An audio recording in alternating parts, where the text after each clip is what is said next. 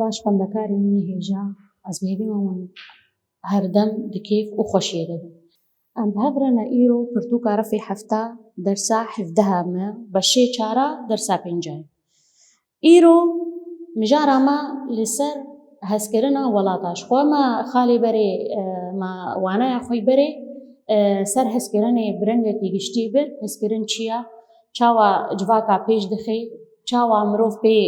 کێفخۆش دەبێ ژیاناوی پێ کێفخۆش دەبێ ئەمنها ئیرۆ تێنە هەستکردنە وڵات. هەستکردنە وڵات هەواڵی منی هێژا ئەمکارن بێژن مرۆڤێ و جوواکێن کۆ لەسەر خاکێکی ژدایک بووە و لەسەر مەزن بووە هەستکردناوی گەلێکی لەسەر ژێ خاکێرە هەیە و ژبی وڵاتیرە هەیە و پێبژی گرێداییە. خوا بەرپرسیار دبینێ خوا بەرپرسیار گەلێکی ینی بەرپرسیارەکە گەلێکی مەزن خۆلبەر دبینێ و دپارێزی. ئەم ژێ وڵاتی ژێ خاکی سوود دگرن ئەم دۆمداریە خوا و ژیانە خوا لەسەر vê xaka vî welatî û dibê wargeha mirova û dibê wargehê jiyana me dibê jiloma jî em karin weke dibê em ev girêdana mezin gelekî li ser çê dibê. Xalê xwe sereke me danîne hezkirina welat mirov û civak ji xaka xwe ji xaka got li ser ji dayîk bûye hez dike û pê ve girêdayiye. Ev xala sereke ya pêşî me got. مەگۆ چاوە مرۆڤ خۆ بەرپرسیاری vê xakê dibînê û diparêzê ji ber ku em jê sûd digirin cihê mezin bûna me lê ye cihê zaroktiya me ye heta ciwantî heta ku mirov li ser vê xakê jiyan dike ji loma jî gelekî mirov pê ve girêdayiye. Em niha werin em bê mirovê ji bo ku vê hezkirina xwe dikarê xebatekî gelekî mezin bike. Ev mirov çawa wê xebatê xwe weke gotî em çand û sincê xwe em çand û exlaqê xwe têkiliya me bi hevra bi derdora me re bi hezkirinê em karin parve bikin têkiliyê gelkî mezin pêk bînin. Ev jî dikeve beşê welat parêziyê de. Welat parêzî bi me re hebe sinc û exlaq me re hebin em mirovna xwedî çandê baş bin ev dibê welat parêzî ji xaka me re û ji civaka me re. Ev cihê ku em li ser mezin dibin dibe ku em pêwîst e em biparêzin em lê xwedî derkevin em weke dibêjî wexta got em vê qat tiştî vê rêgezî pêk bînin em karê ve em karê me jî baş dibe jiyana me jî derdora me jî baş dibe têkiliyê me mirova re gelkî dikevine asteke bilind de civaka me li ser piya xwe digirê û li ser piya jî dirabê. Em karin bêjin em bê hin mirovin hene welatparêzî şaş fêm kirine hê dibin bandora desthiladara û dewletê de ne. Hê ev bandora we li ser va mirovan hê baş heye. Dibe ku em xwe biparêzin ji vê dewletê û ji hişmendiya vê dewletê ya ku me jev cuda dike hişkirina welat hezîkirina welat ji me re lawaz dike. Naxwazê got em bibine yek naxwazê got em bi hev re karekî baş bikin vê civaka xwe ava bikin û li ser piya jî rakin. Ev mirovê ha weke çawa weke mînakekî em bidnewe ev mirovê hayî ku welat jê re ne xema ne bare welat jê welatparêzî jê re ne giring e weke niha em bê karmendekiyan jî rêveberiya saziyekê bike. Çiqa jê were wê berjewendiyê xwe kesayetî wê berîka xwe dagire û hey ji welatî ne welat li ber avê herê çi jê were dagirkerî were sar ew nexeme jê re xema wî ku berîka xwe dagire. Ev kesî ha çawa mîtingeriya vê saziyê dike çawa ku weke dibê yanî nexema jê re welat û welatparêzî çi welat were nexeme jê re lê belê ya giring jê re ku berîka xwe tiştekî ev kesî ha em bêjin tiştekî welatparêzî û tiştekî welat pêrenîne. Ev kesî ha ji civaka xwe jî dûr dikeve. Ev kesî ha nayê qebûlkirin nayê pejirandin civakê de. Ev kesî ha ne kes hevaltiyê pê dike. Ev kesî ha xizmetyarê dijmina tenê. Em niha em karin em vegirine welat welatê me ne tenê ku erdnîgariya got em serjiyan dikin ne tenê sînorin ne tenê weke bê sînor û erdîganî tenê ne a welat me em karin bê ji zimana em karin bê ala em karin bê netewa em karin bê çanda. Ev hezkirina ha ji vî welatî re dibe ku em gelekî lê xwedî derkevin û em biparêzin û em vî welatê xwe çawa jî vî welatî em ê parêzin دبیا کو ام وی ولاتی پارزن ام ناس بکن ولاتی خوا ام فهم بکن وی ولاتی گرنگی ولاتی ما گلو چه هید وی ولاتی دا ام دیرو کای زان بن ام زانسته که بر فرح لسر ولاتی خوا ناس بکن و هسکرن هماوی زیده بی هسکرن هماوی گریدان همه بی خاکی با بهتر بی چاوا وکن هاما بری چند رو کی بیرانی نا کوبانه بو دما کو ترکا اوقا ایریشا مازن بتوب و تنگا بطیارا بچه چکو و سلاحی هری گران خوا لسر کوبانی خست نید و ایریشی کوبانی کرن لیوی دمی برخوادانی آمازنی کوچه بو نکاری بو ما ایریشی واز شکاندن ما چه هسکرن اولاد و گریدانا ما با خاکی و مگلک قربانی دانین راستا لی ولات ما جمره ما خاکا مجمره ما زمانی ما آلا ما هی جمره ما از کارم وکا پیکنوکا که هیا دوی مجارا کوبانی دا و دبی هفسرو که چینه باکرا فرماندار خوی لشگری گوتا و گوکا و اف کوبان اف باجاری کوبانی کال لسر نقشه جیهانی شانی بکن اف باجار چیه گو خوگرتی و قاسیل بر و ارتشا مازنیا ترکا و دولت نابنتوی گو پیرا کا اف وی ولاتی جمشانی مکن وی باجاری شانی مکن و نقشه جیهانی میزان د کوبانی بچوش کش نقشه جیهانی را بچوش که یعنی خویانا که ایدی ول قاسی ماتما ایمان چاوا گو وی باجارو که بچوش کوکا کولانا که خویانا که لسر نقشه جیهانی چاوا وی باجاری ها وی فدکاری ها وی وینا قوی و بهیز خواه گرتیا البر ارتشکا مازن وکا ترکا از وی مینا که کارم جواره بیجم چاوا مرو گریدایی خاکا خواه بولاتی خواه افجی هسکرنه تی هسکرنه هری گرن ویاد سرکا قالا سرکا دیا هسکرنه ولات لفر امی هسکرنه ولات بداوی کن امین ها اینا بشی دو اجوانه یا خوا هسکرنه مروبا ام کارن بیجن لسر جواکن کو هسکرنه وان مزنه او جواک دکارن خوا بگهینن واتای جیانی مجور الفردانية مقوم مروفين واتايا هسكرني هو وجواكي واتا جياني هسكرن جواكا هسكرنا كا هسكرن جياني دي جواكي اف جواك جيب هسكرني درابي امكارن قلت ميناكا امكارن بدن جوارش سر هسكرنا مروف تيكليا مروفارا جواكا دراكي وكا امكارن بهسكرنا هزر رامان جيان هشمندي مروف عاقلي مروف باقج دكي وزلال دكي دكي يعني برنجكي وجداني تيكل دارا باندامي بيجواكيرا اف تيكل داريا بهزر وفكري باقج براماني باقج في جواكي ناهل وشيني في جواكي بر بخرابوني و نابي جواكا كوج مروفان بيكتي اندامين جواكي دكارن لسر بنگا هسكرنا راست وكهبي وپاربكرن خوا بگهنا خوا پیش بخن و خوا بگهنا آستکا گلکی بلند دی جواکی دا بوی تایبتیجی وی هستیجی مروف پروری تی گوتن کسین مروف پرور خودی زانبونین فرهن امی چاوا وی میناکا که وکاکو اندامی وی مالباتی یا اندامی وی جواکی چاوا میوان پروره چاوا کسی که هسکرنا وی جالی جواکی دانستاندنا وی برفرها امکارن جواک سام را بیجن بدلی وافرها و مالا خوجی بکریا هر کسی جواکی را مالا خو بکریا و دلی خو بکریا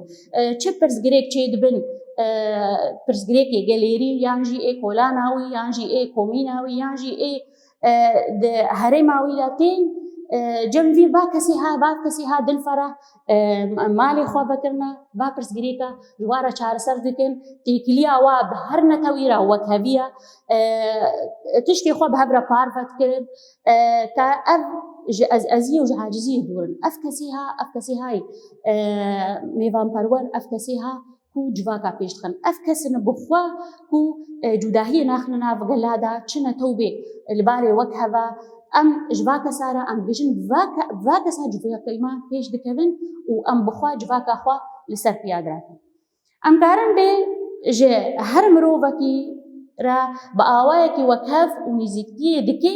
و خودی هەستکردنی مەزنن ئەف کەسێ میهبان پەروەر. ئەنها ئەمکارن میناکە تێبێژن سەر vê têkiliya navbera mirovan de weke hevaltiya mehî zaroktî heta em mezin dibin ev hevaltî dimênî û ev rê hevaltî dimênî. Weke niha mînaka ez bêjim ez bi xwe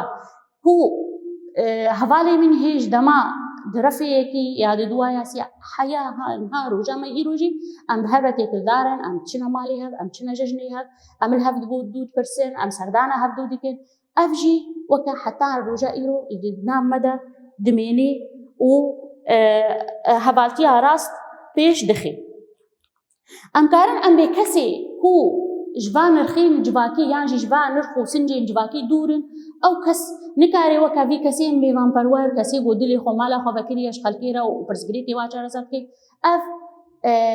acizî cem we heye, ev ezezî cem we heye yani nikarin ji her tiştê rêgezê exlaqî dûr in. Ev kesê ha dilpakî cem wanî ne ji derdora xwe re ne xwevala nakin, ji derdora xwe re weke bê xemsarin. Ev kesê ha dijberî va mirovê ku me gotewa ev mirovê mêvanperwer, ev mirovê ku dilê xwe mala xwe ji derdora xwe re vekiriye û ji netewa xwe re ev dibe taybetmendiyeke civaka komînal. Ev kesê hayî ku me ji we re yani çanda wî û sincê wî me rêz kirin, ev kesê ha bi awayekî wek hev weke me gotî û parvekirin nêzîktiya wî ji civakê re bingehê avakirina wê civakê xwedî cihan û sincê hezkirinî ne. Em vegere hene ku derê ev mirovê wilo, em vegere hene civaka komînal û civaka komînal em gelkî li ser axivîne û me gelkî li ser weke agahî danewa civaka xwezayî ye, civaka ku wek hevî û parvekirin û azadî û alîkarî bi hev re dikirin, ev e civaka komînal weke got em wa çikekî bêhna bîr e. Em dibêjin naxwe me got bingehê avakirina civakeke xwedî çand û sinc hezkirine. Bingehê her tiştî ciyana me de hezkirin. Em niha vegerin civaka me ya îro. Civaka me ya îro dûrî çand û sincê ketiye. Dûrî civakê bi xwe ketiye. Endam bi xwe jev cuda bûne. Tu dibînî ku nema ew serdanê berê mane, carê berê tê bîra me ku bav û kalanê me çûne şevbûyekê hev, pêşbir di wa şevê dirêj de ê çile çêdkirin. Yani weke bi kêfxweşîkê çûne serdanî hev, hemê bi hev re malbat bi hev re kêfxweşîk bane, nexweşîk bane, çi bane bi hev re bû. Lê niha civaka me îro em dibînin jev cuda bûne. Em dibînin mirov û mirov xwe re nema têkiliyê bi hev re dikin. Çima em karin bêjin me ji we re nivîsandiye bi sedema ku ev internet û ev teknolojiya bi rengekî şaş pêktînin. Ev teknolojiya ha dûrxistineke gelekî mezin di navbera civakê de û endamê civakê bi xwe re çêkiriye. Em karin weke pêkenokekê bêjin di civaka me îro de dema ku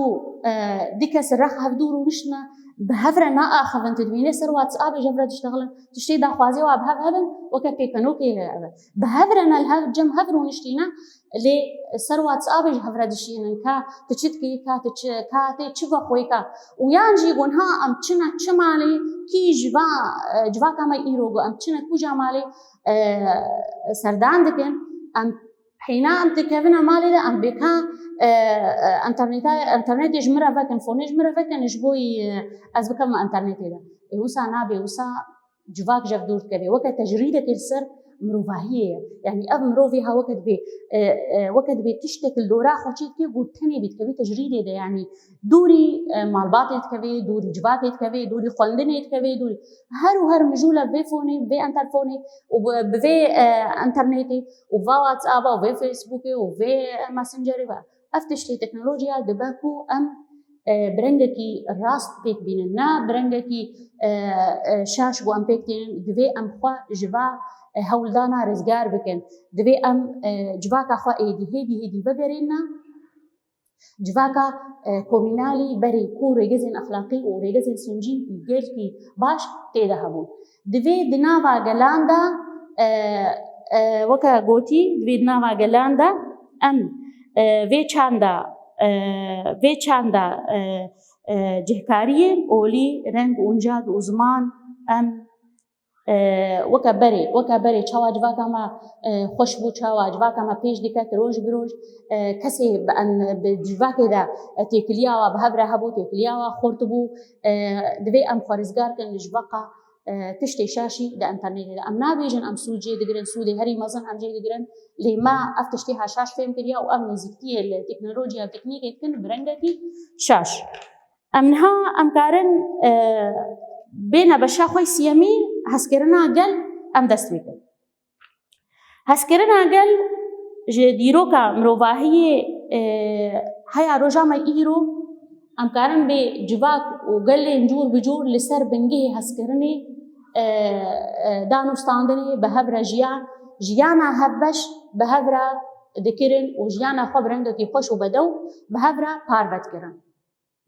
لێ دەستلادارە و دەوڵەتێ چ کرد ئەف کۆمبوونەها ئەف یەکبوونەها ئەف جوواکێ های ئەف نەتەوەی بە هەبرە ژیان دەکرد لەسەر خاکێکی لە وڵاتێکیدا ژەف جودا کرد